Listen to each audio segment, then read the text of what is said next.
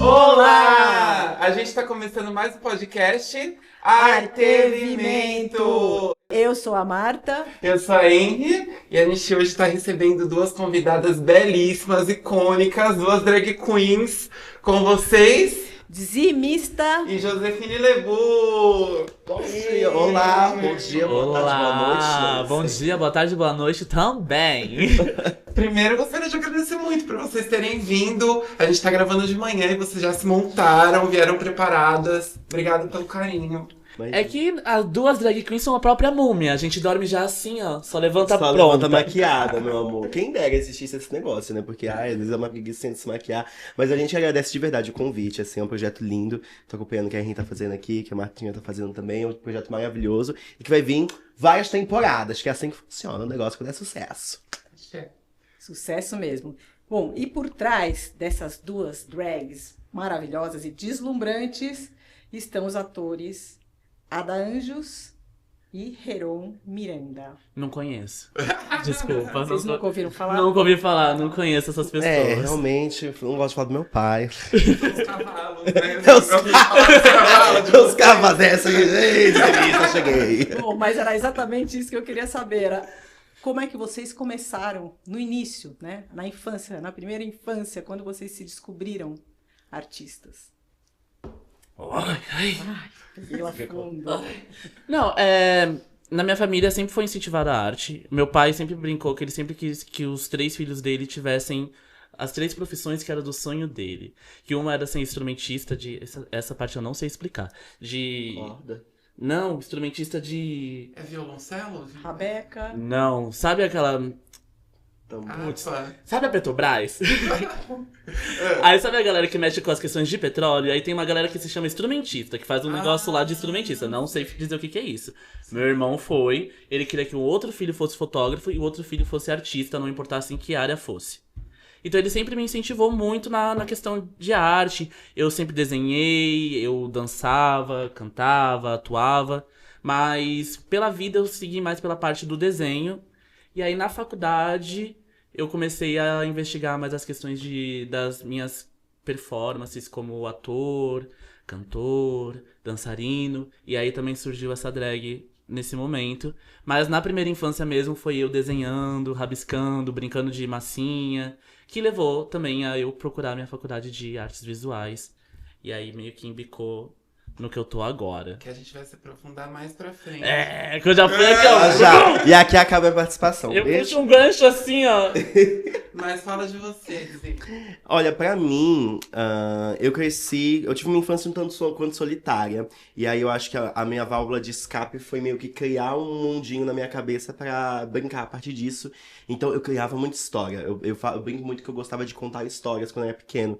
Então, não é só que eu gostava de brincar de boneca. Eu gostava de brincar de boneco, de cidade, de casinha. E contar uma história. Eu pegava papelão, colava com cola quente, assim, tá. E eu brincava muito sozinho. E aí eu ficava inventando coisas, assim, com a piranha da minha mãe. Eu falava que era um polvo. E aí eu brincava com o que tinha, assim. Então, eu acho que nesse momento eu gostava muito de contar histórias, né? Eu era até um pouquinho assim, né? Não sei se eu era um pouquinho esotérico, porque eu brincava que eu era professor, eu tinha meus alunos. Aí eu ficava, fulano, você... Sozinha no quarto. Fulano, você está se comportando mal, vou anotar. Minha mãe ia no mercado e puxava a mão de ninguém atrás e falava, excursão de escola, crianças. Veio comigo, isso aí ia ser a criança. Bem professorinha.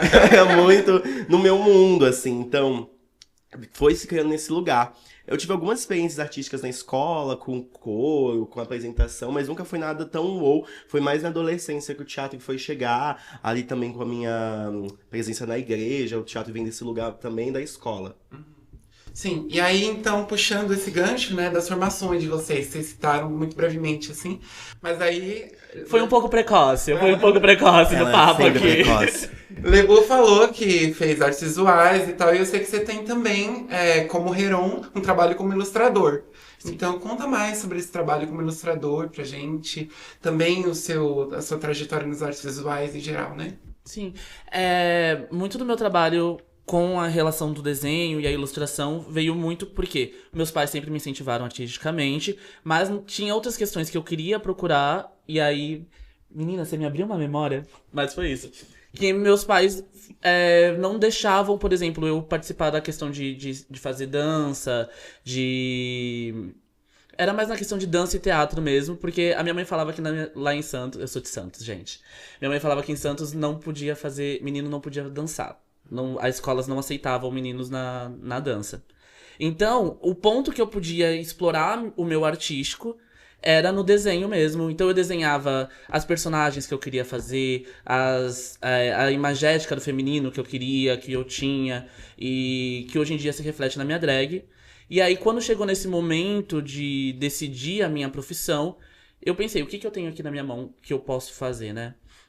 Eu sei desenhar, eu sei pintar, eu sei fazer escultura. Então, o que eu posso fazer? Eu posso fazer design, posso fazer artes visuais, posso fazer animação.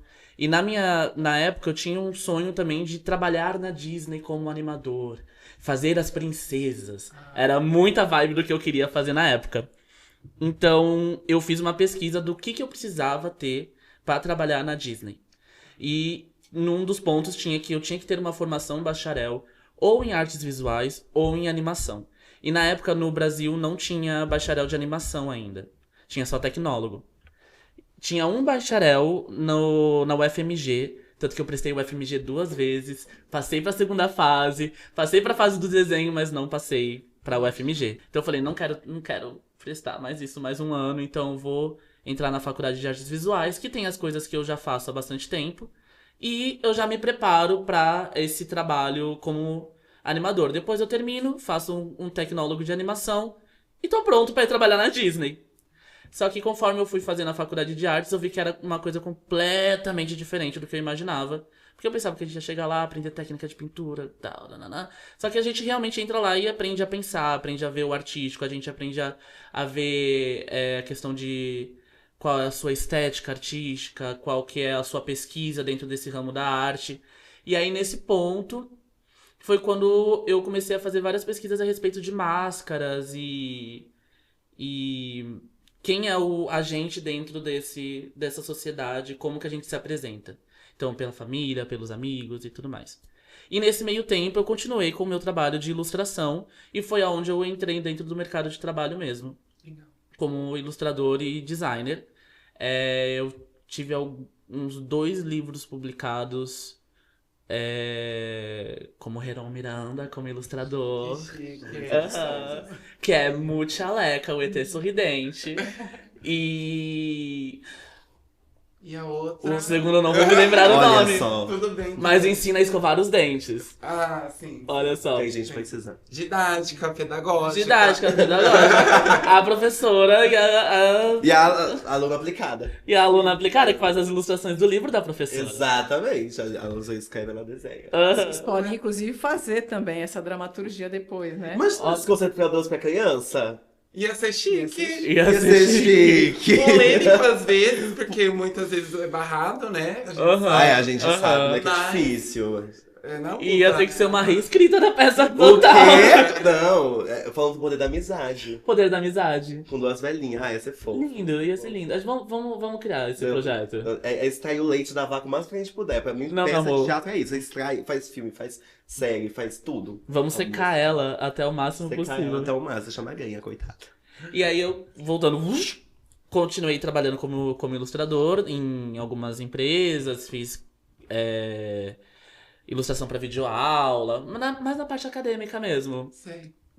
Aí até que eu resolvi mudar totalmente, porque aí minha drag já estava mais encaminhada na faculdade, eu fiz uma grande pesquisa dentro dessa drag, porque minha drag surgiu na faculdade. Ah, legal. Com essa questão de máscaras e bonecas também. Você falou na infância, você brincava bastante de boneca. Eu gostava muito de boneca na infância. Só que também meus pais não deixavam eu brincar de boneca, nem nada do tipo. Eles deixavam eu ter, mas eu lembro que eu guardava elas na gaveta, assim. Aí de madrugada eu tirava elas, brincava assim, guardava de novo. O sonho proibido. Era o que eu podia brincar de boneca. Então, quando eu cresci também, eu fiquei muito com essa imagética da boneca, de montar a boneca, de vestir a boneca, de arrumar o cabelo da boneca. E a drag, basicamente, é isso. É essa boneca que você monta, né? Sim. Então, a minha pesquisa da faculdade com a drag entrou muito nisso, em máscaras da sociedade e bonecas. E aí, com isso, a minha drag foi crescendo também. E aí eu fui levando a drag e a ilustração ao mesmo tempo. Só que chegou um ponto que a ilustração não fazia mais sentido pra mim. Não fazia mais sentido por quê? Porque a drag ficou mais forte na sua vida ou porque a ilustração já não estava dando tanto rendimento, lucro? Não sei. Eu acho que o mercado de trabalho da ilustração não fazia tanto sentido pra mim. E eu tava trabalhando numa empresa que fazia caricaturas pra canecas, mas não vou falar o nome, né? Deixa abaixo. Certo. E aí eu trabalhei durante a pandemia nessa empresa e tal, e tava muito já começando a crescer essa questão do IA. E aí eu vi, esse IA logo tá começando a tomar o nosso trabalho. E aí eu comecei a desacreditar, porque não era um trabalho que tava me deixando feliz, de mesmo eu estando desenhando e fazendo isso, mas eu não tava feliz. E aí não fez mais sentido, e a drag começou a dar certo, de certo modo. E com isso, sou eu que faço minhas próprias perucas também. Então, fiz essa Linda, inclusive. este monumento. Ah, E aí, com o trabalho na perucaria começou a dar certo. Que eu comecei a fazer peruca pra alguns espetáculos independentes aqui de São Paulo. Comecei a fazer peruca pra uma galera da cena drag. que a gente vai entrar mais depois também. Entendeu? Então aí, por isso, a ilustração foi dando uma morridinha. E aí eu dei essa transição de carreira. Porque também a ilustração, acho que você não tinha como usar toda a sua criatividade, né? Você estava cumprindo ordens, de certa forma. Sim, né? Então Era muito aquela mais coisa. isso. Você acabava sendo muito mais podado do que exercendo o seu artístico mesmo. Então, por isso deu uma brochada nessa parte. Agora eu vou perguntar para a Ada, que também fale, né? Você tem formação no teatro e no canto, e dentro do teatro não ficou só como ator, né? Não. Mas foi para dramaturgia, foi também para direção, né? Como é que você mistura tudo isso, junta todas essas vertentes dentro da sua arte? De um jeito maluco. É maluco, assim, né? Eu sempre fui uma pessoa muito hiperativa. Assim, quando eu comecei a estudar teatro, porque eu entendi que eu queria aquilo da minha vida, eu falei, ok, eu queria estudar teatro musical. E aí, eu nunca vou esquecer um conselho de uma amiga minha que falou assim, se você quer estudar teatro musical, você não tem que fazer só um curso de teatro musical. Você tem que estudar dança, você tem que estudar canto, você tem que estudar teatro. Os três separadamente. E eu falei, caramba, tá bom. Aí, foi assim, 2018, 2019, 2020, anos malucos, porque eu estudava nos 3 períodos. Assim, eu ia pra faculdade de manhã, tinha 2 cursos técnicos que eu fazia, era assistente de direção no final de semana, e aí era muito louco, assim. Mas eu fui ter uma experiência mais com direção e dramaturgia na escola, porque tinha um projeto chamado Puros Talentos, bem nome genérico de projeto de escola, mas era um projeto que era basicamente misturar várias linguagens, então poesia, teatro, música. Aí eu lembro que a primeira peça que eu escrevi foi em 2015, que era O Dia que o Tempo Parou. Que era um dia que o tempo parava, vinha a personificação do tempo, ele parava o tempo, era super dramática. E aí eu fui escrevendo outras. Aí o auge foi quando eu dirigi e assumi o projeto sozinho, sem professor nenhum, que foi um que eu fiz que um nome horroroso, que era Glória Legado Irmãs do Sucesso. Nome péssimo, mas era uma proposta legal, porque pegava os vilões da Disney e explicava por que eles eram vilões. E eles iam tipo uma terapia, uma rehab, assim, dos vilões. E era musical, e aí na época eu tava muito Broadway Baby, aí tinha um monte de música de musical aleatória no meio. Mas foi um lugar que ali eu vi que tipo, eu gosto de estar por trás, tipo, coordenar um projeto. Não é chefiar, mas é coordenar. Tá ali, eu tô por dentro de tudo. Eu sei que aquela pessoa tá naquele foco, mas eu tô por dentro de tudo. E aí na faculdade, querendo ou não, a gente acaba misturando muito, porque é isso, né, gente? Pra amanhã tem uma cena pra fazer. Quem do que vai fazer? Eu ia lá, gente, vamos fazer essa cena assim, assim, assado. Eu meio que sempre gostei de estar liderando e meio que tá assim por cima. E aí, gente, como é que tá? Então eu sempre liderei bem, assim, eu sou essa pessoa muito maluca. Eu sempre tô carregando 1000 bolsas, porque hoje, por exemplo, eu tô com 48 bolsas, porque tá fazendo um monte de coisa. Mas a minha cabeça funciona assim, quando eu tô no ócio total, os momentos que eu passei por desemprego, por exemplo, eram momentos muito ruins pra mim, porque eu tava sem fazer nada, e aí eu ficava tipo... E também tem um lugar da produtividade capitalista que a gente vive, que é isso. Eu não estou produzindo, então, né, não estou lucrando, não estou fazendo algo pra minha sociedade, então sou um erro. Mas também tem um lugar do artista de, tipo, eu não estou produzindo. Que é algo mais intrínseco nosso, né, mais interno. Então eu acho que eu sempre lidei de uma forma tranquila com essas multi-áreas, assim, do teatro, porque ainda não tudo muito convergia. Foi raros os trabalhos que eu fiz onde eu era só ator. E eu, tipo, não pegava um prego no cenário. Eu sempre tava ali fazendo tudo de forma colaborativa. E eu fiquei curiosa pra saber quais foram as primeiras referências drag queens pra vocês, como vocês começaram a fazer esse trabalho. Conta um pouco pra gente que motivo gerou a vontade de vocês fazerem drag e o momento da decisão, assim. Agora eu vou fazer drag, é isso que eu vou fazer pra minha vida, sabe? Queria que vocês falassem um pouco. Eu começo? À vontade, à vontade, à vontade. Eu acho que. Eu brinco que eu fazia drag quando eu era criança, quando minha mãe ia trabalhar, eu ficava sozinha em casa, e aí eu pegava os vestidos dela e a cama era uma passarela. E aí eu lembro de um vestidinho que era bem verdinho assim, e eu era pequeno, eu era desse tamanico, aí tipo, ia até o chão, e eu ficava assim, ó, tá. Aí eu lembro um dia que. Nossa, eu nunca vou esquecer esse dia. Foi um dia bem triste, que eu quis fazer uma homenagem pra minha mãe e pro meu pai, e aí eu falei, vou fazer um desfile de roupas pros meus pais. Aí eu peguei um monte de roupa da minha mãe, vesti, minha mãe chegou do trabalho, que é isso? Senta aqui. Aí eu comecei a pegar as roupas, só que ela ficou muito puta comigo. E aí, tipo, tirou.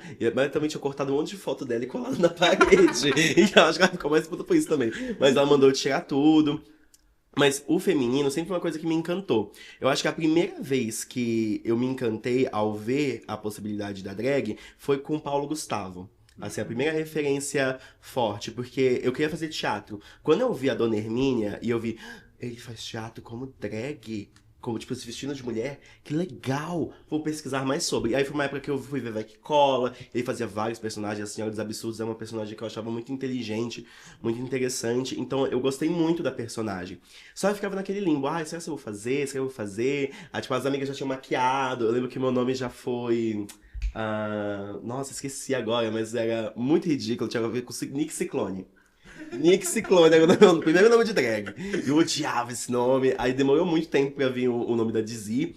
Mas aí veio o RuPaul's Drag Race na pandemia que eu comecei a assistir. Acho que a maioria das drags hoje em dia, mais contemporâneas, RuPaul atravessa de uma forma muito forte, né? Mainstreaming. E aí eu lembro que eu me encantei muito pela Jinx, novamente, o teatro com a drag. Então eu fiquei muito wow. Ali na época também eu via muito vídeo na internet pesquisando mais. E aí fui descobrir a Alexia, fui descobrir o Bate-Cabelo, muito por vídeo ainda, porque eu não tinha indo numa balada, por exemplo, né? Eu demorei muito pra ver uma drag ao vivo, assim, fazendo um show em balada. Então é tudo muito pro YouTube. As próprias matinês de humor, assim, sabe? Com Silvete, com Thalia. Então foi um lugar que eu observava através do vídeo. E aí eu queria muito fazer. Eu tô vendo no RuPaul's Drag Race, nossa, acho que eu posso fazer isso, vou fazer. Só que demorou muito, porque eu não sabia me maquiar, não sabia nada, não tinha produto. E foi numa oficina, que é onde eu conheci Henry. Henry viu o debut de dizimista. Sim, primeira privilégio. performance de dizimista, privativa. Que foi uma oficina online que a gente fez com o Everton Correia lá no CCD, que era Teatro e Performance LGBT. Que a gente tinha um momento um primeiro momento que era pra trabalhar com Dizzy Cats. Então a gente fez uma homenagem ao Dizzy Cats. E aí tinha que fazer um número. Todo mundo ia ser uma Dizzy. Aí eu você é Dizzy. E meu número era super ligado com a religião que era do meu passado. Aí eu falei, você é dizimista. E aí pegou o nome. E aí quando a gente foi se apresentar, o Everton, o professor, falou assim, esse tem que ser seu nome de drag, dizimista. E aí na oficina eu fui aprender, né, as maquiagens, como eu fazia. Aí era horrível. A coitada não sabia esfumar. Todo mundo começa feia, gente, desculpa. Tem umas que continuam, no caso.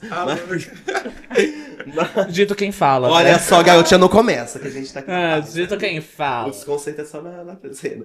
Mas aí a drag vem surgindo um pouco nesse lugar pandêmico, assim. Aí depois vai vindo os concursos e tudo mais. Mas foi nesse momento, assim, acho que vendo essas referências e possibilidade da drag ir pro teatro, que é o lugar que eu mais gosto de trabalhar ela, eu vi que era possível. Eu falei assim, legal, gostei. Então é isso que eu vou querer fazer. Tudo. E você, meu bem? Então, a memória que eu tenho de drag, eu não lembro se é esse nome, mas eu acredito que era. Vocês lembram da gala gay que acontecia? Nossa, sim. Então. Travestis, drag queens dos anos 80. Sim, que no carnaval eles meio que cobriam o tapete vermelho da gala gay. E eu acompanhava com a minha mãe, eu assistia, eu ficava, gente, o que tá acontecendo? O que é isso? Tal. E aí a minha mãe falava, isso daí no super desinformação dela, falava, isso daí é homem que se veste de mulher, e blá blá blá. E eu achava muito interessante. Na época eu lembro também que tinha uma cena muito forte, era a Leonora Áquila. E aí todo mundo começou a assistir. E aí eu comecei a assistir, eu comecei a ver, eu falei, eu acho que eu consigo fazer. Eu acho que eu faço bem.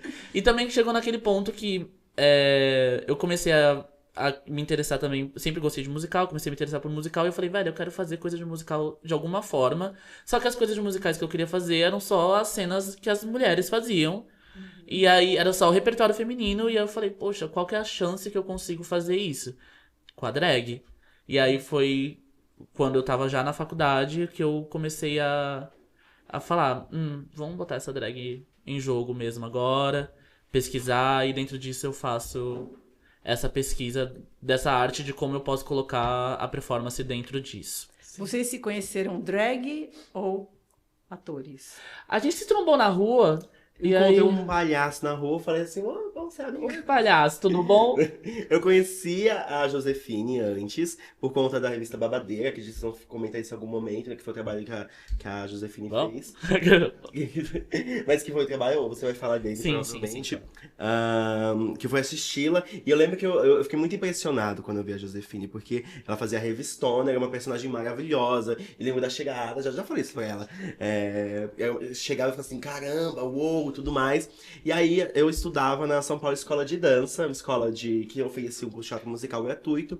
Entrei em 2023 na escola, e aí em 2024 tive que me ausentar por conta de um trabalho, e aí foi o semestre que a Josefine entrou. E aí eu lembro que todo mundo, os amigos ficavam assim, será que elas vão se dar bem? Porque são duas drags, e ou podia dar muito errado, a gente se odiar muito, ou podia dar muito certo, né? Sim. E rivalidade feminina até no meio drag. O que? Imagina! Imagina! Rivalidade drag. Rivalidade drag. Acontece. Mas isso não foi o que aconteceu. A gente foi se entendendo e, tipo, aí, rapidamente a gente virou amiga, assim, tipo, a gente ia trocando que a gente se entendia, assim, a linguagem. Sabe? Sim. Eu lembro que nos primeiros dias eu tava, meu Deus, será que eu vou me dar bem? Porque eu conhecia, entrei na São Paulo Escola de Dança, no curso de teatro musical. A Dizzy não tava lá ainda, mas todo mundo só ficava assim, não, porque a Dizzy isso, porque a Dizzy aquilo, a Dizzy... Eu falei, meu Deus do céu, será que eu vou me dar bem com essa pessoa? Quem é essa pessoa, né? Dizzy, aí eu falei, poxa, outra drag. E tem esse medinho, né? A gente não sabe como vai ser, porque drag muitas vezes tem um ego muito grande, é uma presença muito grande, tipo, a persona, ela chega e rompe o cotidiano. Tipo, olha isso aqui, você vai ver isso aqui na rua, 8 da manhã na Sé? Talvez você vá, mas, né? E talvez seja a gente. E talvez seja a gente, mas é muito difícil, assim. E aí, quando a gente chega, tipo, a gente ocupa o espaço nesse sentido por conta da própria máscara. E aí, ter duas, assim... Duas presenças se chocando. E, tipo, nós duas gostaríamos de trabalhar drag no teatro musical, né? Então, de certa forma, talvez poderia ter rolado um... Quem é esse daí que tá querendo pegar o meu lugar? Ou uma competitividade. Foi o que... Ou era uma competitividade ou ia dar muito certo. E ainda bem que deu muito certo. Então eu sei que você fez parte de um concurso Cacilda, né? Do Teatro Alfredo Mesquita. E como é que funcionou esse concurso? Porque você venceu, né, esse concurso. Poxa, vencer. Eu venci.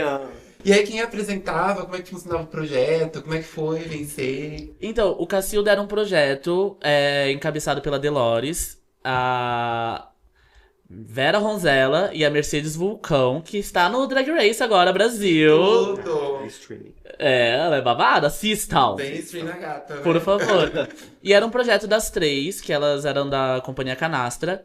E o Cacilda era um concurso drag que não vinha muito... Era uma competição, mas não vinha muito nessa questão de batalhas de lip sync. De botar duas drags brigando no lip sync e ver qual que tá sendo melhor naquilo. Não, era uma questão mais teatral mesmo, de montar uma cena com lip sync. De montar uma cena e como que você levava essa cena em cima do tema que era da noite. Então, era um projeto que... Se eu não me engano, tiveram 5 edições. Tipo, 5 edições até chegar à final, que teve a vencedora. E você venceu 5 episódios. Isso, eu venci na segunda temporada. E aí... Era isso, era a segunda temporada dividida em 5 5 Etapas. Isso, etapas é a palavra. sim. Etapas. Agora sim, eu entendi. Agora, vamos sim. E aí, cada etapa tinha um tema e a gente tinha que montar essa performance em cima desse tema. E aí, primeiro tema era sua melhor drag, aí eu fui lá, eu tava no momento que eu já me montava há um tempo, mas eu não andava muito pela cena de São Paulo. Porque eu tinha muita vergonhinha de sair na rua, de drag. Então, a galera da cena não me conhecia, mas eu entrei no concurso. Então, quando eu cheguei lá, tava todo mundo tipo, ih, quem é essa drag aí? Tipo, essa drag eu não Não conheço. roubar meu espaço. Não, e eu cheguei lá me fazendo da coitada, assim mesmo. Porque a gente faz o quê? A gente abaixa a expectativa pra quando a gente aumentar, o pessoal ficar... Sim, Nossa! né? É uma tática, né? Surpreendendo. Agora, pode continuar, depois eu pergunto. Claro. Então, aí é mais nessa questão do concurso. Deu super certo, só que o que aconteceu? Aconteceu a pandemia no meio desse concurso. Então ele ficou parado, como eram etapas em dias diferentes, ele ficou parado quase uns 4, 5 meses. E aí depois ele voltou por uma fase online. E aí na fase online foi continuando, a gente ia no Teatro Alfredo Mesquita e fazia a live lá. E aí foi acontecendo, foi passando etapa por etapa, até que eu ganhei. É isso, vitoriosa. Né? Vitoriosa, carrego essa coroa até hoje. Ganhei. Agora, a Dzi também ganhou, né? O show do Gongo em 2023, Ganhei. que era de curtas de comédia. Como é que foi essa Exatamente. história? Conta pra gente. Ele também acompanhou esse comecinho, porque foi também na oficina com o Everton que a gente fez em CCD. Foi por onde eu conheci o Festival Mix Brasil, que eu não conhecia, mas é o maior festival, né, de cinema queer da América Latina. E fico aí sabendo desse show do Gongo, que é um show do Gongo que basicamente era pra gongar curtas de comédia, né? Curtas camps, curtas meio trashes, assim, digamos. E aí, falou assim, manda um, faz aí, Ada. Aí eu, assim? Tá bom. Aí um dia eu fiz o meu primeiro pra mandar, isso em 2021, que... vai ter um pia aqui, que era Chuca Chupacu. Que era basicamente uma ducha higiênica. E aí fiz esse vídeo e fui. E aí fui selecionados pra passar. E apresentado pela Marisa Hort. E aí foi maravilhoso. Foi lá no Paulo Eirola, em Santo Amaro. E a gente foi, tava em um contexto pós-pandêmico ainda. Eu lembro que eu não ganhei. Nesse dia quem ganhou foi a Dakota Monteiro, que ganhou as 3 posições. O primeiro, segundo e terceiro lugar foram dela, de 3 curtas diferentes que ela mandou. Mas aí eu não ganhei, falaram que o meu era muito pig, muito scat, porque né, tinha algumas coisas... Mas a senhora é um pouco, né? Ei, não me faça trazer seu passado aqui. E aí no outro ano eu tentei de novo, porque eu falei, gente, eu quero ganhar esse prêmio. É a minha cara esse projeto, esse evento. E aí eu mandei outro, que foi aqui no CCSP, foi ali na Dona Irã, que aí eu mandei um Toque Profundo de Magia, que era uma paródia da madrinha da Cinderela, ensinando uma gay a ter copulações sexuais. E aí não deu certo de novo. Aí no terceiro eu falei, gente, vou mandar a minha última lapada, que é Leitinho Doce. Que é um comercial de leite de saco. E aí com a paródia das Irmãs Gavão de Beijinho Doce. Que leitinho doce. Então, eu acho melhor a gente trocar um pouco o assunto. Ela que pediu, mas já vou concluir. E aí foi em 2023 isso, e aí eu ganhei. Foi lá no Sérgio Cardoso. Foi muito gostoso, assim, porque é um evento divertidíssimo. É evento realmente pra gongar, então, tipo, os curtas são vaiados. Nunca tive um curta vaiado, tá? Um beijo. Porque, né, a gata trabalha com comédia. E foi muito, muito gostoso, assim, ter ganhado um prêmio de um festival como o Mix, assim. E tá do lado de paródias como a da Thalia Bombinha, que eu não vou falar agora o nome. Mas tava a gay, a drag, vocês sabem? A Pi. Então, foi muito gratificante, assim, ter o trabalho reconhecido, assim, pelo festival. Assim, a gente não tem censuras aqui no programa, mas às vezes, como YouTube. gonga a gente. YouTube. Então, né? São uma termos coisa em mais francês. também, Tem que pôr os fis adequados. Scat é francês. Sim, uma coisa assim. Francês pra pão. Da etimologia escate. Scotty, pão. Mas falando dos trabalhos, né? Vocês têm alguns destaques profissionais também, algumas peças. E você, Lebu, fez a revista Babadeira, né? Você era revistona e eu vi a peça lá no Centro Cultural da Diversidade. Foi linda a peça. E eu queria muito saber como foi o processo, assim, do Revista Babadeira. Desde o convite que você recebeu. e tal. Ah, e o processo da revista foi uma delícia. É um dos projetos que eu mais gosto. Junto com o Desconcerto. Calma lá. Tem esse Vai chegar, vai microfone. chegar. Mas o convite surgiu depois, quando eu ganhei o Cacilda. No dia mesmo já chegaram e falaram assim, ó, a Neide Veneziano tá querendo conversar com você. Eu falei, eita, tá bom, vamos lá, vamos conversar com ela. E aí ela me convidou pra um projeto que não aconteceu, esse projeto. Mas logo depois vieram falar assim, ó, você lembra daquele projeto que não aconteceu? Vai acontecer umas oficinas que eu acho que seria interessante você fazer. Que foi as oficinas preparatórias pro Revista Babadeira. Então teve oficina de voz com o Marcelo Boffa, teve oficina de palhaçaria com o Dagoberto Feliz, e teve oficina de... falando sobre a história do teatro de revista com a Neide Veneziano, que ela é uma grande pesquisadora de teatro de revista. Assim, Posso fazer um adendo? Ela Claro. esteve aqui essa semana. Mentira! Oi, Neide! Oi, Que diva. saudade! A gente tem um projeto aqui no Centro Cultural que se chama Lab Rádio, que a gente abre o espaço para pessoas, né, gratuitamente. Ai, a Neide, um ela é beijo, minha referência, velha. assim, estudei a gata na faculdade. Eu estudei com a Ela é Neide. referência. Não, então. Aí a Neide me convidou, e aí eu fiz as oficinas e tal. Mas pra mim morreu, eu não sabia que existiria uma peça depois disso. Só falaram, faça a oficina. Fui fazer a oficina. E depois de um tempo eu recebi o convite, ó, a Neide Veneziano tá fazendo uma peça chamada Revista Babadeira, e ela quer te convidar pra você fazer a personagem Revistona. Só que nessa época eu tava morando com a minha mãe, no Guarujá, não tinha prospecção de vir pra São Paulo. E eu tava naquele emprego de ilustração, que era escala 6x1.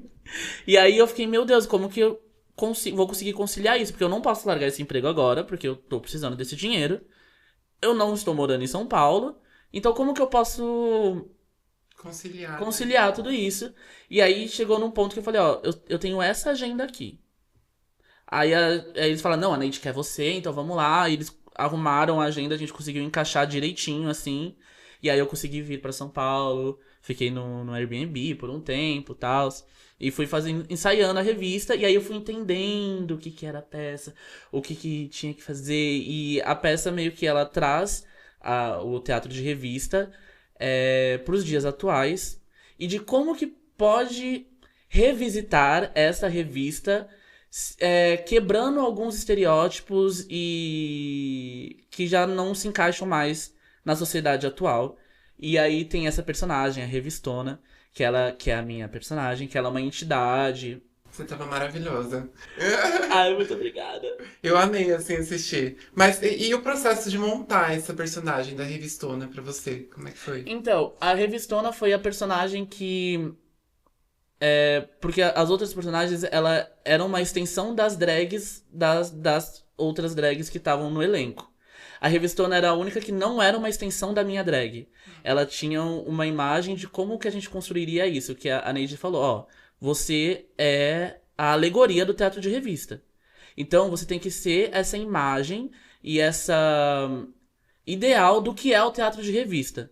Então, teve toda uma construção de sotaque da Revistona, porque nos teatros de revista, eles tinham um sotaque que a Neide falava que era luso-brasileiro. Que era um sotaque que pegava um pouquinho do português de Portugal, mas um pouquinho do carioca. Então tinha uma puxada de S, tinha um R, tinha um do que os portugueses usam. Então teve toda essa construção de entender essa fisicalidade da personagem. A Revistona, por ela ser muito opulenta, ela tem que estar sempre no alto, tipo... lá olhando de cima. Tem muito essa construção da imagem. Esse jogo de hierarquia, né? Sim. E aí tem muito isso. Como ela é de outra época, ela vem desse passado, ela também essa construção de ela ser uma personagem muito mente fechada no início. Então, tanto que tem as questões dos personagens típicos do teatro de revista, que são os estereótipos. Então ela entra falando que a peça tem que ter uma mulata, e tipo, nem se usa mais esse termo. A peça tem que ter um português, tem que ter um caipira. Então ela tem essa mente fechada, e é essa construção de na peça ela ir perdendo e abrindo a cabeça dela conforme a peça vai seguindo também. Bom, eu queria perguntar para a Dzi, né, sobre agora, para a Ada, na verdade, né, sobre o trabalho na Caixa Cultural, que você tem um projeto chamado Eulália, a Segunda Depositante, que é um projeto de visitas, né? Isso. Eu entrei na Caixa, pra galera, todo o meu trabalho no teatro, eu tenho um trabalho como arte educador, né? Desde 2022 eu atuo com arte educação, já passei por alguns programas da prefeitura e agora eu tô lá na Caixa Cultural, aqui pertinho lá na Sé. E quando eu entrei, eles estavam buscando alguém para ser contador de histórias, né? Pra ter esse lugar da contação de histórias, eu tinha uma experiência com isso já. Mas eu falei assim, gente, todo mundo, o teatro não sabe contar uma história. Pegar um negócio e contar uma história. Então, você tem que ter algum diferencial. Cara, minha drag, óbvio. E aí eu fui fazer a entrevista, me montei toda, era online. A internet caiu no dia, tive que ir pro vizinho montada. Oi, posso usar sua internet para fazer minha entrevista de emprego? Pode. Aí eu fiz e passei. E aí, como eu passei com a questão da drag sendo um diferencial, eu já cheguei botando assim, a drag na mesa. Falei assim, ó, eu trabalho como drag, quero muito fazer isso aqui. E a minha equipe, né, da minha consultoria e minha coordenação, foram e são muito abertas à questão drag. E aí eu falei, eu quero fazer uma visita teatralizada, que é uma visita patrimonial. É uma visita através do prédio, é um prédio tombado, um prédio de 1939, então tem muita história, já foi uma agência da Caixa, tem muita fofoca. E aí eu fui criando a personagem da Eulália com base em pesquisas históricas, né? Então eu fui pesquisar sobre a história de São Paulo, como São Paulo se construiu do século XIX para o século XX, um pouco sobre a Era Vargas, um pouco da evolução da história da Caixa, do próprio prédio. E aí eu fui criando essa personagem, que é basicamente um fantasma que morreu em 1930 e está presa no prédio da Caixa e precisa muito que as pessoas vivas ajudem ela a contar essa história para poder descansar em paz. E foi muito gostoso, assim, ter um apoio não somente da minha equipe, mas também da própria Caixa. Uma das visitas que eu fiz, eu já fiz mais de 10 esse ano, mas uma delas foi para os gestores de todas as caixas culturais do Brasil. Então a galera foi e eu fiz, e eu esperava, assim, uma galera com cara fechada, uma galera, tipo, mas nossa, eu entrei... Uou, e tipo, amaram muito, assim, tipo, ouvi do gestor da Caixa, tipo, nossa, isso que você tá fazendo é melhor do que muito projeto que passa por edital aqui, sabe? Então, foi um projeto com muito empenho, mas também foi muito abraçado pela equipe, assim. Vai até reconhecida. Se não fosse, ouviu, Caixa Cultural? Brasil inteiro! Quem dera. Mas foi muito nesse lugar, assim, é isso, a gente que é artista, a gente sempre tenta vazar o que a gente faz em qualquer lugar que a gente vai, né? Então, mesmo lá sendo um trabalho de arte e educação, né, onde a gente faz visita mediada, é um trabalho mais educativo, eu sempre tento botar, né? Agora a gente vai fazer uma visita, acho que em agosto, da Eulália pelo território da Sé. Fazer uma caminhada com a Eulália contando fofocas. Que esse é o legal da Eulália. A Eulália é uma fofoqueira. Então ela sai contando fofoca de presidente, fofoca de funcionário. Então, e é muito gostoso ver que é uma visita que funciona para criança de 6 anos. E agora, em domingo, eu fiz para um grupo de idosas de 60 e 70 anos, que foram incríveis, assim. Então, eu esperava, porque... Quem ou não, a gente tá vivendo tempos esquisitos, assim, como corpos LGBTs, assim, a gente tá vendo espaços podando a gente, né, a gente vê isso reverberando desde as questões do Trump nos Estados Unidos, e eu fiquei muito surpreso em ver que é um projeto que tá sendo muito abraçado por pessoas que não são da comunidade, pessoas que enxergam aquilo como arte, ponto, assim, sabe, e respeitam esse lugar. Eu nunca tive um problema com a Eulália de algum visitante ficar incomodado, pelo contrário, assim, sempre tive muito espaço aberto, assim. Nossa, agora você tocou num ponto que era uma pergunta que a gente ia fazer mesmo, né? Que era falar sobre o papel social da drag, né? Agora você falou da Eulália dentro das visitas, né? Dessas visitas que são fantásticas, que depois até a gente eu quero fazer essa visita. É maravilhosa. Eu já fiz, eu Maravilhosa. Mas aí também dentro, né, dos espetáculos, até dentro do desconcerto, né? A gente percebe vários momentos, né? Então eu queria que vocês falassem as duas sobre esse papel social. Bom, eu acredito que a drag é importantíssima pra mostrar essas verdades e pra denunciar mesmo a nossa sociedade, o que a gente precisa mudar.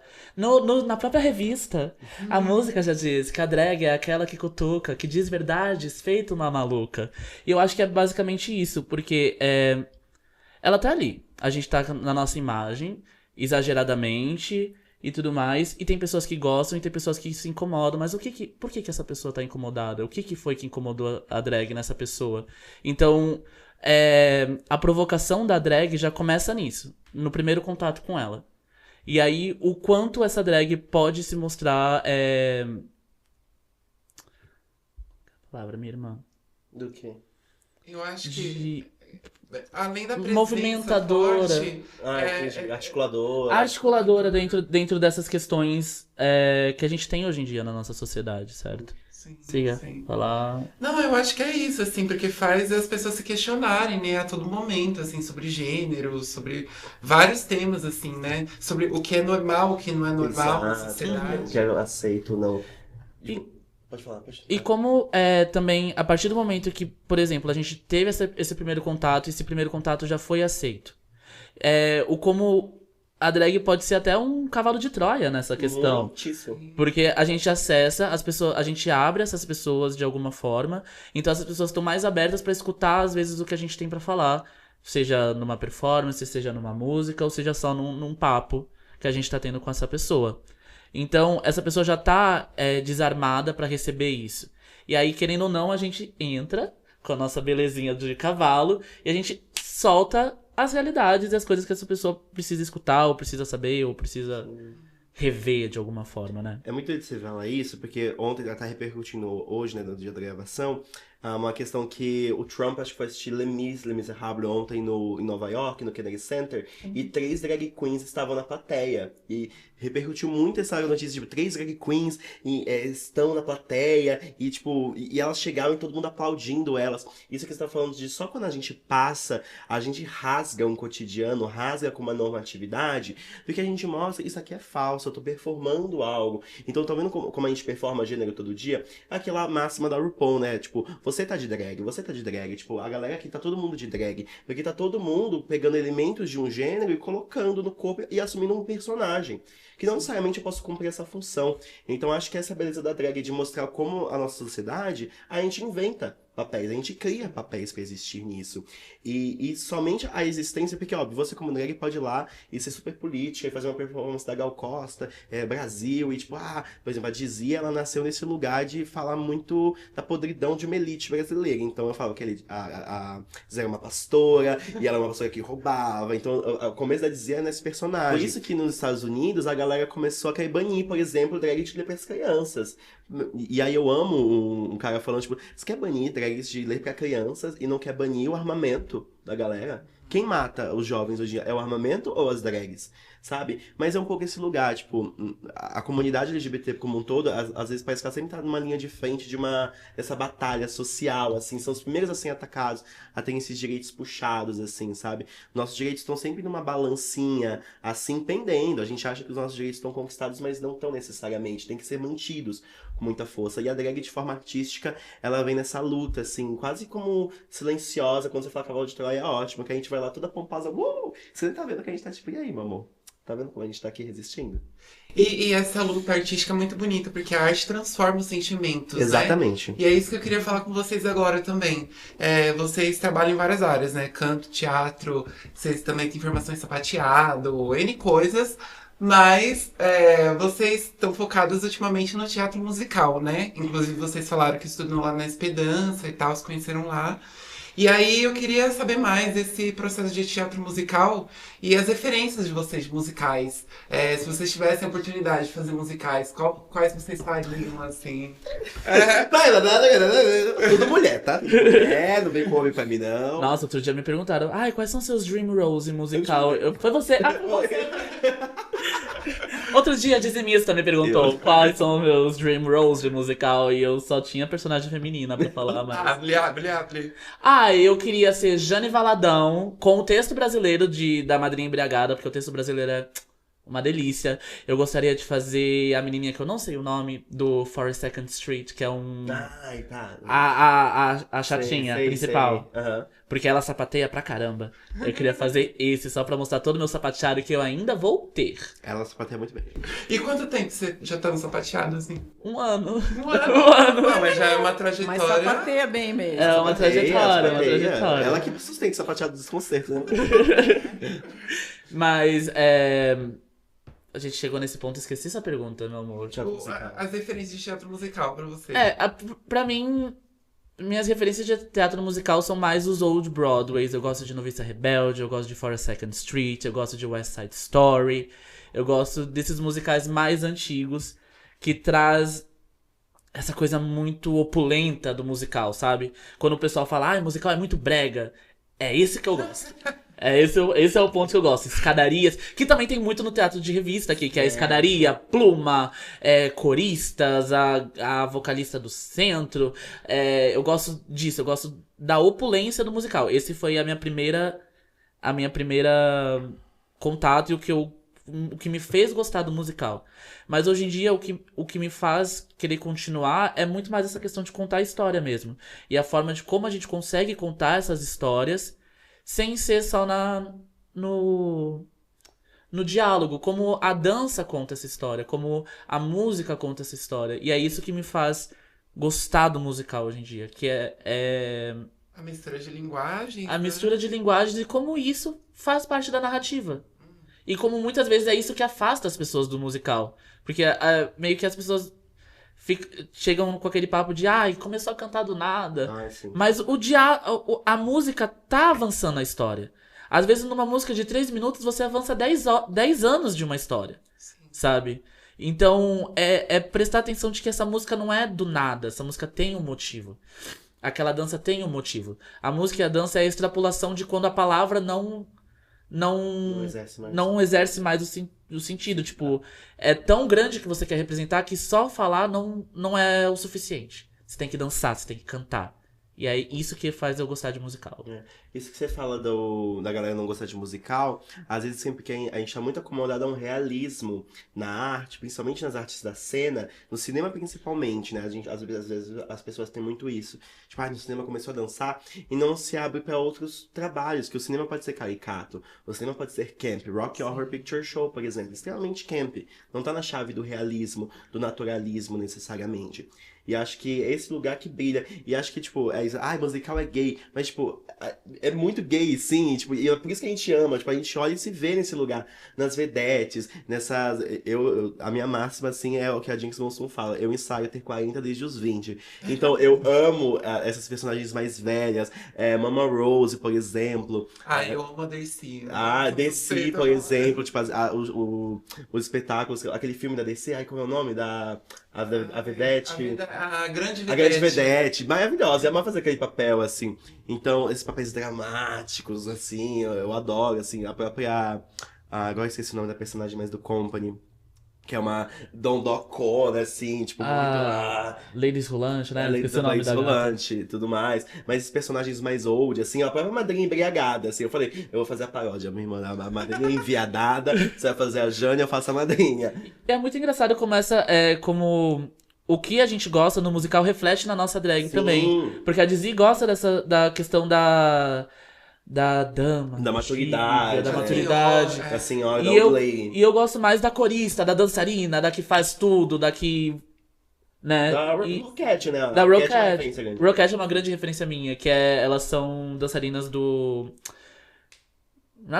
Music Hall de Nova York. Que o forte delas é fazer tudo super sincronizado. E elas são conhecidas pelos high kicks delas. E é tudo muito sincronizadinho, é tudo muito limpo, é tudo muito opulento. E é muito uma referência minha também disso. Que vem da estética, né? Porque você fez artes visuais, então pode ser por isso. Ih, olha só. Tudo De repente me assistir na terapia agora. Vai perguntar sobre meu pai. Eu amo, te amo, pai. Agora, falando, né, novamente do desconcerto e das suas personagens, né? Vocês fazem parte do coletivo Paladar, né? O que é o coletivo Paladar? É o que dá aquele gostinho na sua boca de manhã cedo. Olha, o coletivo Paladar se juntou de uma forma muito engraçada. Porque são amigos que a gente fez, né, na São Paulo Escola de Dança. E a gente sempre tinha um papo, a gente já tentou se juntar antes pra tentar fazer um espetáculo e nunca dava certo. Vamos fazer? Vamos! E aí o Desconcerto foi o primeiro que a gente falou, vamos fazer? Vamos.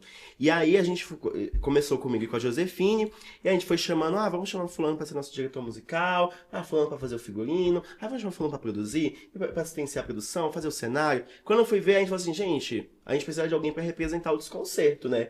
É verdade, vamos fazer um coletivo? Aí vamos fundar um coletivo. A gente ficou pra tentar achar o nome, até que veio Paladar, por conta das letras de cada pessoa que faz parte do coletivo original. Então, P, O, A, O, L, cada letrinha é de uma pessoa. É o primeiro letra do nome. Porque todo mundo faz parte desse paladar e a gente dá esse sabor, né? Tem a ver com esse saborear, né? Que pode ser azedo, pode ser amargo, mas pode ser doce, salgado. Tem essa mistura também. E aí, do nada, a gente começou a, tipo, mas vamos continuar, assim, fazendo outras peças. Porque todo mundo que produziu o Desconcerto com a gente, embora só estivéssemos nós duas em cena, todo mundo é ator, todo mundo é atriz, todo mundo é troça, todo mundo é da cena. Então a gente falou assim, vamos começar. Então tem outros projetos vigentes, assim, na nossa cabeça, no nosso radar. Então a ideia do coletivo é crescer, porque a gente ficou, já que a gente não passa em audição, nós vamos fazer o nosso próprio projeto.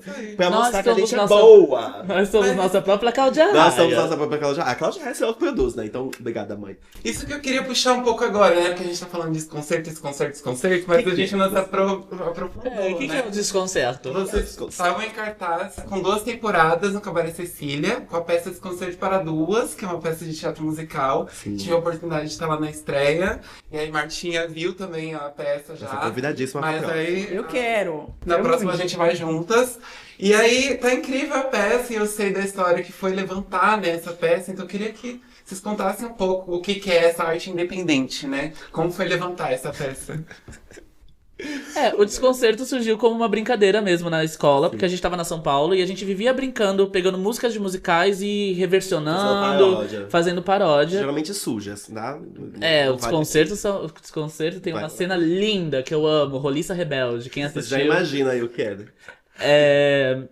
E a gente vivia fazendo essas paródias e teve a brincadeira um dia de que eu era a Cláudia Raia e dizia era o Jarbas Homem de Melo, que é o marido da Cláudia. Que também, eles estão com essas produções agora que fazem peças só os dois. São farsescas, eles fazem os mesmos personagens durante a peça. Então tem essa chave da farsa de... Realmente você consegue ver que é o mesmo ator que tá interpretando, né? E aí as nossas energias são muito nesse sentido, né? Então a Lebu tem esse lugar da majestosidade, da Cláudia, né? A própria Cláudia é uma roquete, assim, nesse sentido. E o Jarbas tem uma coisa da energia, da explosão que eu tenho. Então, de certa forma, a gente se equipara... nós somos Cláudia e Jarbas da cena drag. Sim, e a Cláudia e o Jarbas, eles têm o Concerto para Dois. E aí, nessa brincadeira de, eu sou a Cláudia, você é o Jarbas, então vamos fazer o concerto. Não, o Desconcerto para duas. E aí a gente falou, vamos. E aí a gente começou a se juntar, pensando na dramaturgia, qual que é a gênese da sua personagem, qual que é a gênese da minha personagem, quais músicas a gente gostaria de cantar e ter essa ideia. Sim, o roteiro ele veio muito a partir das músicas mesmo, assim. O que você quer cantar, irmã? Eu quero cantar essas. Aí eu ia lá, eu fui fazendo as versões, que é uma coisa que eu gosto muito de fazer paródia. Eu fazia isso desde pequeno, sempre gostei de brincar. Os próprios do show do Gongo eram paródias. E aí eu lembro o que você acha? O que você acha? A gente ia conversando sobre esses personagens, né? E construindo um roteiro juntas, assim. E aí a Gênesis cada uma foi trazendo, né? Então, vamos fazer de 2 senhoras que estavam presas lá no século XX, assim, uma vibe super estética cabaré. E elas são essas drags mais velhas. Porque eu acho importante a gente pensar enquanto... Se eu tô colocando uma peruca hoje é porque Miss Bia existiu, sabe? Sim. É porque Marcinha existiu, é porque Márcia existiu, porque Alex existiu, porque essas gatas, porque Rogério existiu. Então, outras vieram antes da gente pra gente estar aqui hoje, sabe? Então, a gente tá carregando esse legado nessa peruca. E pensar nessa maturidade LGBT também, que ela é muito apagada, porque a gente pensa no meio LGBT e mais focado nos gays agora, sim, falando nisso, vai até os 35 anos. Já é cacu, eu conheço 35 anos já começa um texto de que a pessoa já não existe mais. Acabou minha vida e a gente romântica. fala, como que é isso? Como que é essa história? Não, existe uma... É o etarismo, né? Um etarismo muito forte. E aí, como que a gente fala dessa maturidade LGBT e até nas questões das drags? Porque Miss Bia tava fazendo drag até o fim. Até o fim, entendeu? massinha. Tipo, muitas hoje ainda estão em relação a Silvete, por exemplo, sabe? Tipo, que tá ali, tipo, com uma arte maravilhosa e consegue persistindo com uma força muito gigantesca. Que, assim, pra mim, de uma forma pessoal, vem muito nessa força de muitas outras que estão junto com ela ali no palco. Então, quando a gente subia pra fazer o desconcerto, pra mim é como se essas gatas estivessem ali com a gente. Tipo, a gente tá aqui, obrigado por continuar esse lugar, esse legado, sabe? De respeito, principalmente, com a arte, com o polimento, né? E aí cada uma foi ter sua gênese. A Dizzy tinha muita questão do como amar o corpo mais velho, né? Então ela de não se sentir amada, ter esse amor do passado. Ela tem ali numa gênese uma questão de relacionamento tóxico com o ex-marido. A Lebu tem toda a questão que a própria Lebu trouxe, né? Que é a questão do corpo, do joelho. Então, como é esse corpo mais velho, que performava muito quando era mais novo e agora já tem as suas dificuldades, né? Como que ele vai dançar? Ele ainda tem a mesma ânsia, a mesma fome de estar ali no palco. Porém, o corpo não é o mesmo. Será que os espaços ainda dão abertura? Tanto que elas estão, tipo, num navio furreca, num quartinho furreca, sendo exploradas, né? E aí esse é outro ponto do desconcerto. Os produtores, que são os antagonistas, assim, da farsa, são esses caras que estão ali pra lucrar em cima dos artistas. Então, acho que o principal lugar do trabalho do desconcerto é falar sobre esse espaço dos artistas, onde a gente acaba trabalhando para fazer o produtor lucrar, né? Então, o produtor não dá a mínima pro trabalho. Então, toma aí o seu cachê. A gente fala, né? Cachês de drinks, a gente já recebeu. Então, toma esse drinkzinho, faz seu show, e eu fico aqui lucrando horrores enquanto você tá aí se matando para fazer o show pra mim, né? Agora, outra coisa que é interessante, né? Que me lembra Irma Vap, né? Os Mistérios de Irma Vap. Sim. Que é a troca de figurino, né? E tem um dos figurinos que ele já tá nele mesmo, né? Que vira no avesso, é uma coisa assim. Eu queria que vocês falassem um pouco como é que vocês fizeram essa concepção dos figurinos e essas trocas, né? Quem cuidou do figurino foi o Acrides. Grande figurinista, assim, amigo nosso, tá, tipo, envolvido em muitos musicais agora e, tipo... Quando a gente foi começar, eu falei, gente, o Acrides tem que vir. Porque ele tem uma genialidade muito sagaz, assim, pra criar as coisas. Tanto que o nosso figurino, que foi o que a gente conseguiu ter verba pra fazer, daqui a pouco a gente pode falar de como a gente levantou dinheiro pra fazer isso, mas foi o figurino final das marinheirinhas, ele falou, quero fazer com que a Lebu seja mais alta ainda e a Disney seja mais baixinha ainda. E ele conseguiu isso no figurino, tipo, você vê uma discrepância muito maior com o figurino. Então, vem muito da genialidade do Acrides fazer esses figurinos, né? E essa questão das trocas e tudo mais, a gente entrou muito na cabeça, a gente teve essa conversa com ele de que somos só nós duas, com tempos mínimos de trocas de roupa. Então, como que a gente pode resolver essas questões? Então, foi muito construído em cima disso, né? Até que nessa que tem a troca rápida, é numa cena minha, porque é na cena a melhor, porque é uma cena da Lebu contando como ela não quer ser a melhor, mas ela mostrando que ela é a melhor. Então tem essa questão do exagero de olha o que eu sei fazer, olha o que eu sei fazer, então tem trocas de roupa uma atrás da outra. Então foi bem essa concepção de mostrar esse exagero da troca. Então é pensar qual que é a melhor forma de ter isso e tal. Então foi botando com velcro, enrolando o vestido pra dentro do corset, tentando esconder da melhor forma possível pra conseguir fazer a mágica acontecer. Só pra finalizar aqui, por mais que seja teatro musical, a gente sempre batia no ponto que é show de drag. Que é um show de drag ainda, que tem improviso, tem relação com a plateia direta. Então, o show de drag é muito isso, tem muito review, né? Então, review de peruca, review de não sei o quê. Então, foi uma coisa que a gente quis trazer com o orçamento que a gente tinha. E nós, a ideia dos números é tipo, aumentar. Então, da Lebu ser um número megalomaníaco, ela tirando coisa, assim, de orifícios, assim. E falando sobre figurino, cenário e tudo mais, para levantar um projeto artístico, a gente sabe que é necessário uma verba, né? E aí, como é que vocês angariaram isso? Teve um patrocínio ou não? Eu sei, mas eu quero que vocês contem aqui, porque eu acho que a história de vocês é muita inspiração para outros artistas também, sabe? Então, podem falar, por favor. Eu conheço o Thiaguinho e o Gil, que são donos do cabaré. Então eu já comecei a conversar com eles se a gente conseguia uma agenda no cabaré. E a gente acabou conseguindo, a gente entrou em contato com eles. Então, a partir do momento que a gente já tava com o local fechado, a gente falou, a gente precisa levantar esse dinheiro. E aí, como que a gente levantava esse dinheiro? Calhou de que a gente tava na época do carnaval. Né? E aí, minha irmã, como é que foi? Aí, meu bem, foi... na faculdade, quando eu tava na faculdade fazendo TCC, a forma que a galera arrecadou dinheiro pra conseguir fazer a peça foi vendendo shot de bebida em bar de faculdade. E deu muito certo. Aí eu falei, gente, vamos fazer aqui. E a gente, o que a gente vai fazer? Aí a gente começou a sair na Augusta primeiro. Então a gente ia na Augusta montada, ia sair lá, vendendo shot de tequila ainda. E aí, papapá, papapá. E, tipo, foi muito divertidíssimo fazer esse trabalho. A gente ia lá, e aí tinha gente que ajudava a gente só dando dinheiro. Ah, não, ajudar o projeto de vocês. Porque a gente contava a história do projeto pro Contava pessoal. sempre, né? Tipo, um projeto dependente, somos nós dois, estamos levantando, não sei o quê. E aí vale também, tipo, a galera do coletivo ajudou muito a gente nesse sentido também de sempre se mobilizar pra estar lá com a gente, fazendo, acompanhando, porque, né, 9 da noite a gente na Augusta, na Roosevelt, querendo ou não montadas, qualquer coisa podia acontecer com a gente, só tem nós duas. Então, nesses momentos a galera sempre tava. E aí veio os bloquinhos, né? A gente falou assim, vamos vender o shotão das drags, né? Shot de bebida, tá, gente? Não é de outra coisa.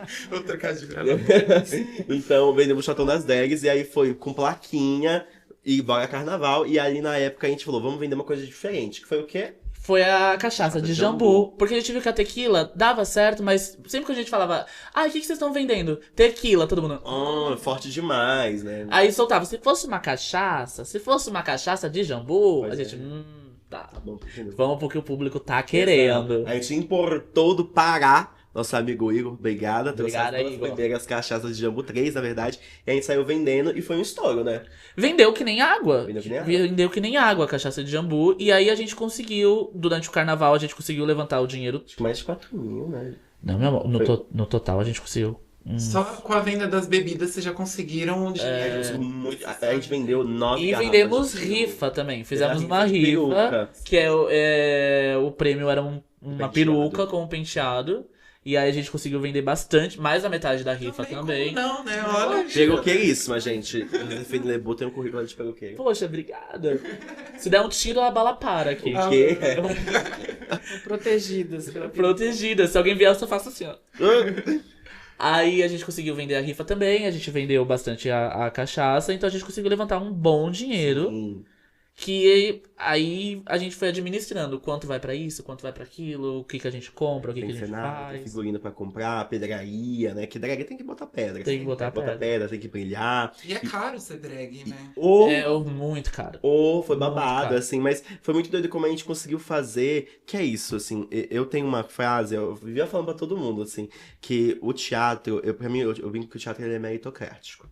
O teatro ele te devolve o tempo que você dá pra ele. Se você investe muito esforço no que está ali fazendo no teatro, o teatro ele é, como fala, ele é humilde de te devolver o tempo que você deu.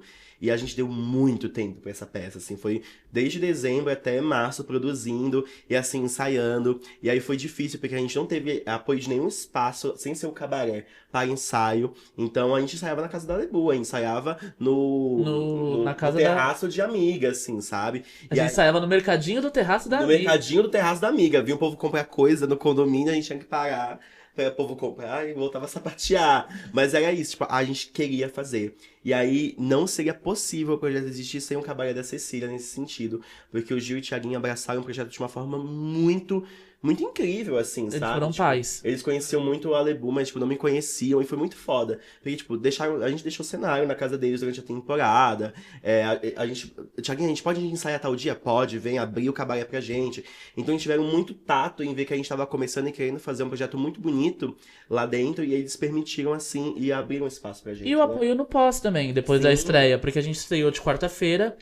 E aí, já no segundo dia, da segunda sessão, o Thiaguinho já tava conversando. Vamos estender estender. essa temporada, vamos fechar. Por que não numa sexta-feira? Por que não num sábado?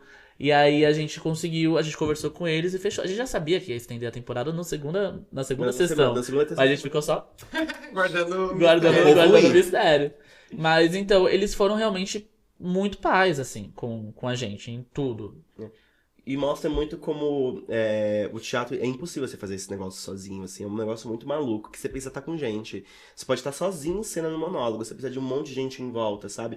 Então, teve a galera do coletivo, mas teve várias pessoas que ajudaram a vender. Tipo, teve um cara, eu não tava nesse dia, mas teve um cara que só pegou a placa e saiu ajudando a gente a vender bebida. Tinha amigos nossos que vinham, não, vou ajudar vocês. Eu ia curtir o carnaval, mas tava ali administrando, ajudando a gente. A colar pedra, a costurar A coisa. costurar, a assistir ensaios Assistir pra ensaio, pra dar feedback. dar feedback.